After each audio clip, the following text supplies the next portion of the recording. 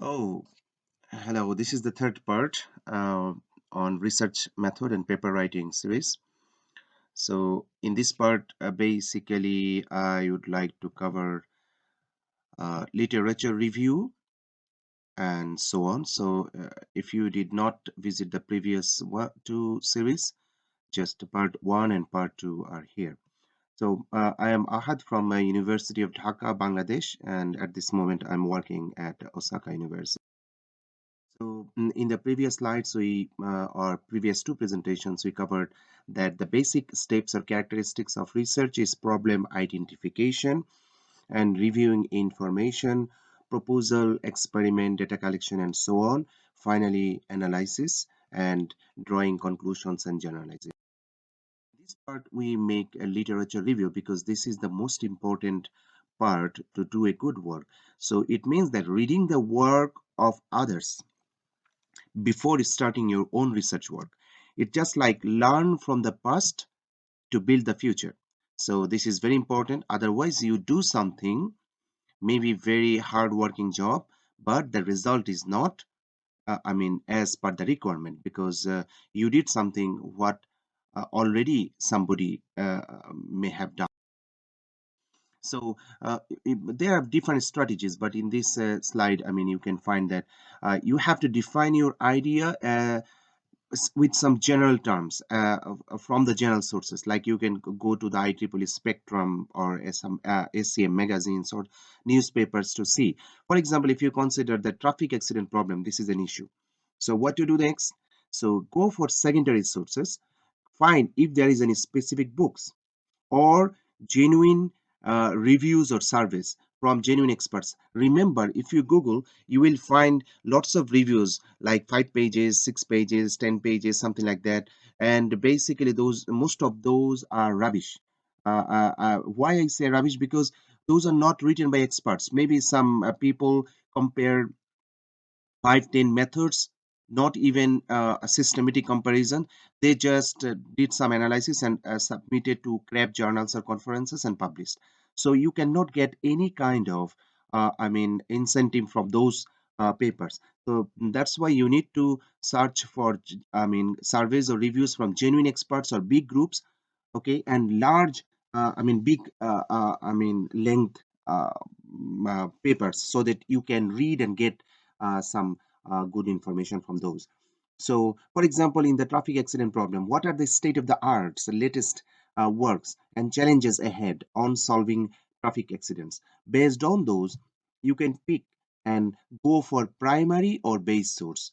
By primary or base sources, we mean that original reports of the original work or experience, for example, top journals or top conferences and or abstracts or scholarly books where proven methods based on the challenge are mentioned.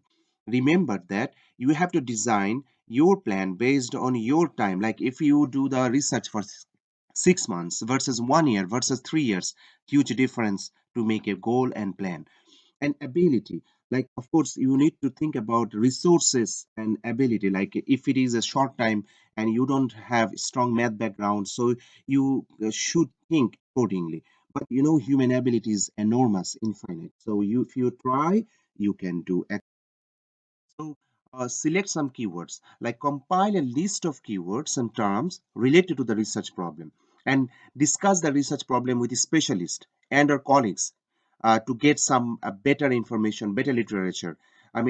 Discussing, brainstorming is very important. Okay, so Wikipedia is not a source, but Wikipedia has lots of information, so you can look into that and look at the original references they put at the bottom of each article, and you can find some of those as effective one. Sometimes non-English people, non-English native people, you will find that some words are not clear, so go to the freedictionary.com to get the meanings. They give lots of different meanings with illustrations and others, so it will be very to get research paper. This is one of the major problems in developing countries, that most of the journals or conference proceedings are not open source. You have to pay, and many universities in developing countries, they do not subscribe. How to get those? So one strategy I did always, that I search with different topics and titles. I get the PDF. Fine. Sometimes you do not get the exact paper, but maybe they have another paper, similar paper before or after, which is suitable. Then, if you do not, then read the free abstract and try with that title, even if you don't get it. So what I do regularly, even yesterday I did that, need your paper, and that mention the paper title, and then email them. Most likely they will reply. How to get the email? If you look at the abstract and author details, most of the cases they have at least one email address. So find that and email. So this way you can. So next point is that how to contact with experts.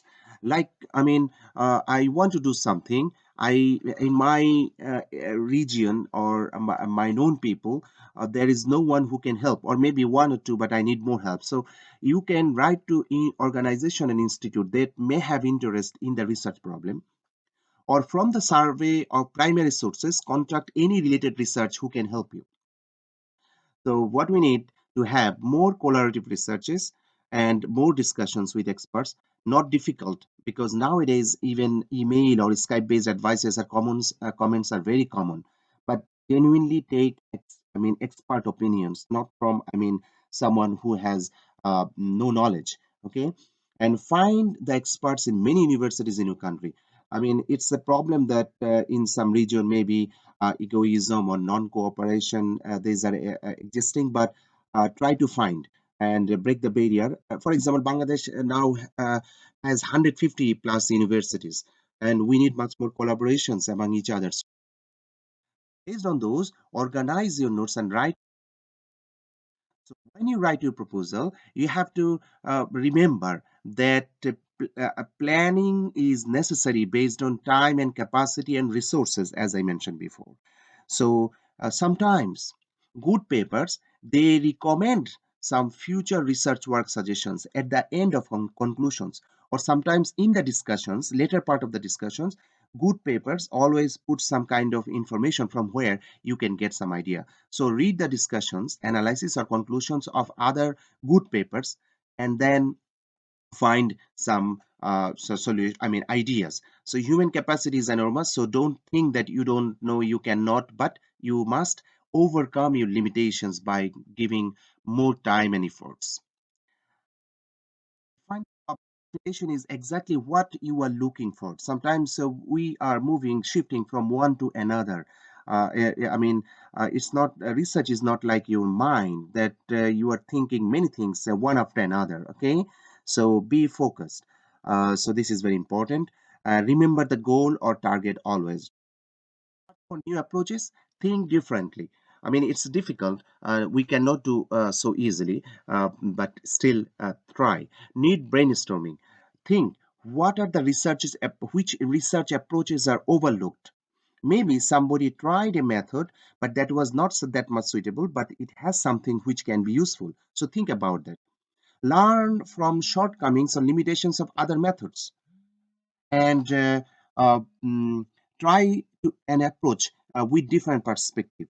This is can be another one, and in some cases you can get ideas from the universe and creatures, like for example, like how a monkey, is it a monkey? Oh, human. Okay, this is looks like a okay. And then a different kind of spider robots and so on. Not like, this kind of line follower robots always. Okay, you can start with young students can start with this, but after a few months you have to think differently for different applications and real applications. Find suitable methods, like methodology that fits well. You must outline method, experimental plan, and data so that you can do accordingly. And there are some sources from where you can manage your time. I never tried that much, but it is very much useful that you can plan and aggregate the time. Need strong mathematics, especially for science and engineering fields, to understand what is the rationality, what is going on, and sample current opinions. If you have time and fund and support, solve big problems.